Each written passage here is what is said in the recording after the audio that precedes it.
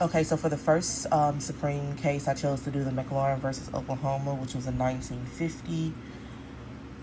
Let me focus this a bit. Okay, the facts of the case. George McLaurin was an African American professor with a master's degree. Um, he wanted to go to Oklahoma, but he knew that they would prohibit blacks to get into their school.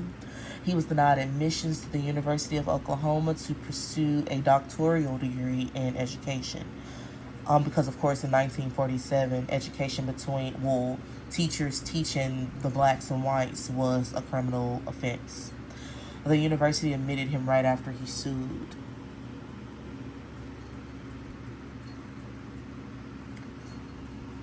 Okay, the Oklahoma law. McLaurin based his argument on the 14th Amendment. And basically, the 14th Amendment granted citizenship and equal legal rights to African Americans and enslaved people who were free right after the American Civil War.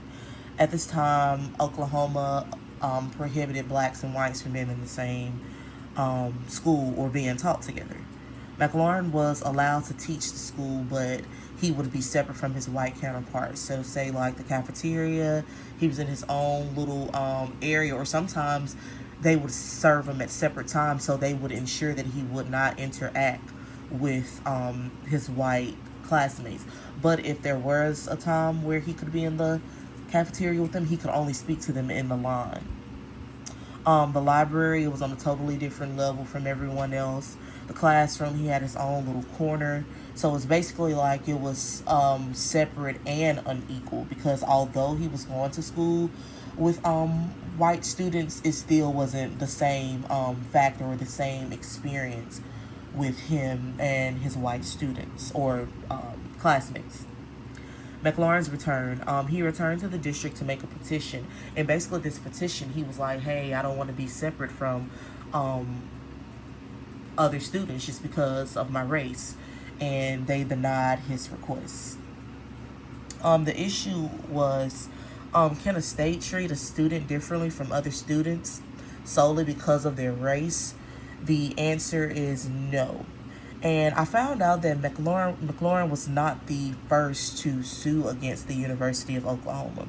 Idle Fisher was a pending Oklahoma law student, and her attorneys Thurgood Marshall and Amos Hall broke the racial barriers in higher education and won every single case. The thing about Idle and McLaurin, Idle, she did not want to wait on anything. She was more adamant about her free wills and free rights. She was the kind of like, when, where, how, what do I need to do? How do I need to go about it? McLaurin, you have to think, he already had a master's degree, so he was kind of like more reserved, and I think that was why he was for the face for this case, because like I said, he had already had a degree, so any legal procedures or anything that costs money, he kind of already had a step up above Idle, because he was about to be a retired professor. He and his wife are both educators. He was kind of just more on the chill side, and I believe that the white families didn't see him as much of a threat, because you got to think about it, he was an older black man that was married, so they didn't really see a threat between him going to school with their young white daughters.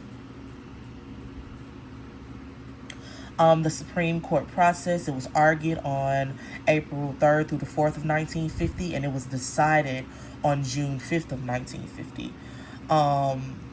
The Chief Justice delivered the opinion of the court, and the McLaurin versus Oklahoma and the Sweat versus Painter marked the end of the separate but equal doctrine. And that's it.